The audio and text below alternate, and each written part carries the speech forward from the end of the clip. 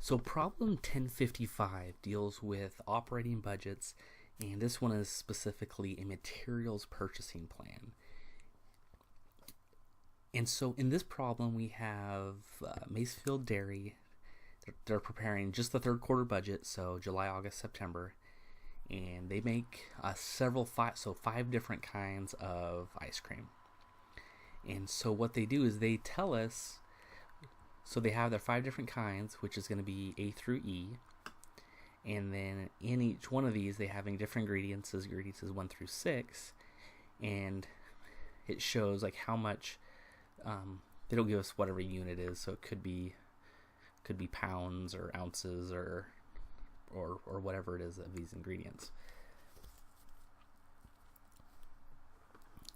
And then it gives us the total. So this is going to be for each unit sold. So if we sell one unit, 1 pint or 1 gallon or whatever it is of product A, we're going to need 1 unit of ingredient 1, 2 units of ingredient 2, nothing of ingredient 3, and so on and so forth. So they tell us how many units of the ingredient per product, and then they give us our estimated sales in number of units. And so we just have to come up with a plan that says, hey, how much do we need to order?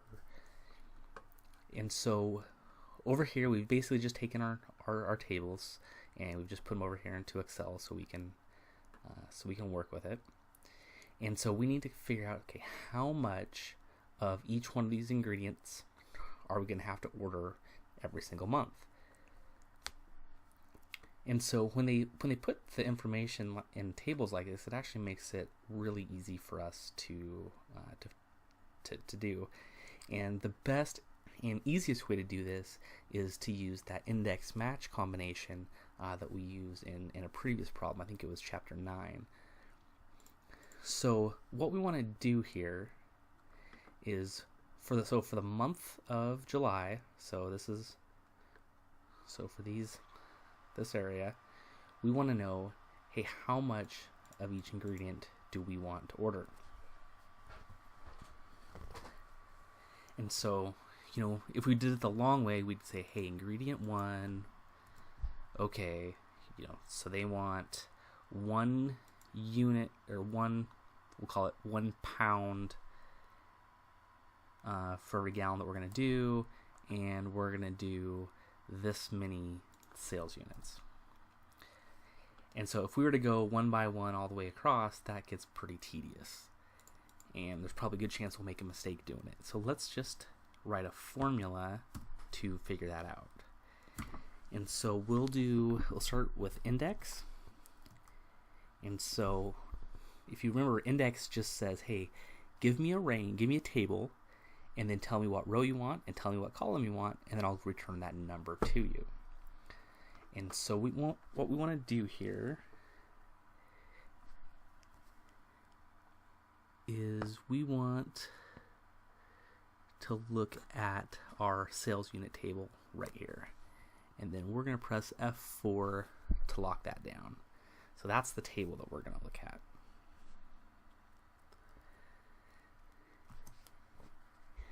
And then it asks us, hey, what row do you want to look at? And so then we're going to use the match function, and we're going to say,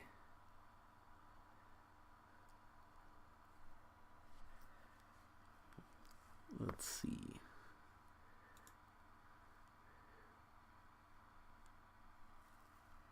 oops, nope, we want to know what product, there we go. So we want to find product A,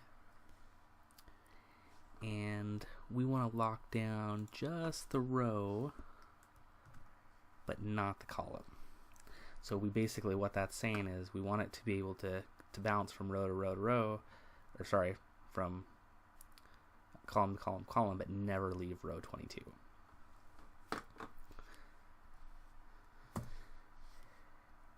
And so it says, okay, where do you want to look for this A? And so we want to look for that right here. And we'll lock that down. We want to find exactly that product, so we'll put a 0 there. And we'll close our parenthesis. And so that's how we pick what row, basically. So we're in row A here, and it says go up here, find row A, and then start looking. And so once we find row A here, what column do we want to go to? Well, since we're going to do in July, we want to go to the second column. So it says look over here, find A, and then this is column 1, column 2, so we want to look over here in July. And so what that is going to return, let's just hit enter here just so we can see what it looks like. That's going to return the value from this table. However, we want to multiply that against the ingredients we want to use. So since our table here is set up exactly like this table here, what we can do is we can just multiply it times this right here. Alright, and if we got all our absolute formula references right, we should just be able to drag that across and then grab it and then just drag it down. Let's get our line here.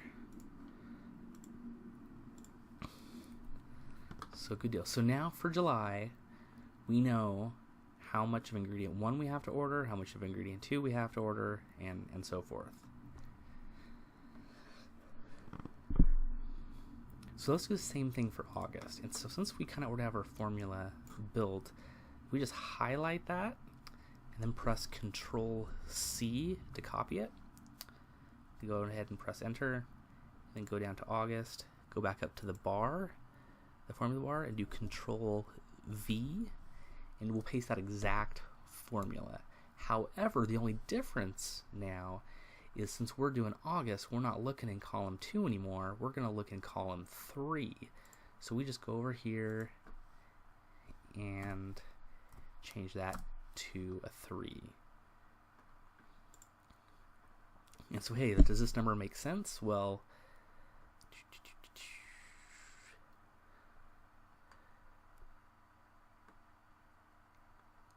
so we're looking at product A needs 1 unit of ingredient 1, and they're going to make $162,000 of sales, or sorry, 162,000 units. Perfect. Cool. So that looks like we got it right. So we'll just drag that across, drag that down. Boom.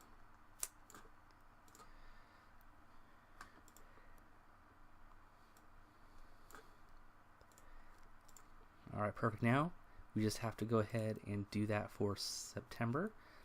So let's do that again. Let's just highlight it all, do Control C, press enter, go down to that first cell in September, go up to our formula bar, do Control V, paste that in there, and then we're not looking in column 3 anymore, we're going to look in column 4. So we just go over here, change that to a 4. Perfect, that looks like it. So drag that across, drag it down.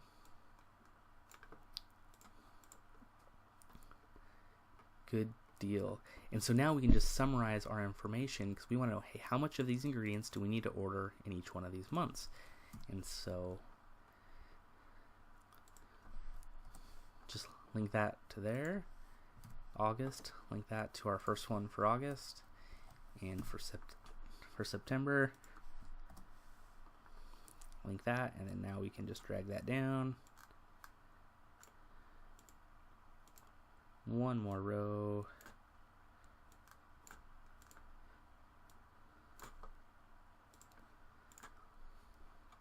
Good deal. So now, since we have to order, it says how far in advance we have to order. 2 months notice. So now we know everything that we need to order for this quarter. You know, so we can put in our orders 2 months in advance for our products 1 through 6, and we let Excel do all the heavy lifting.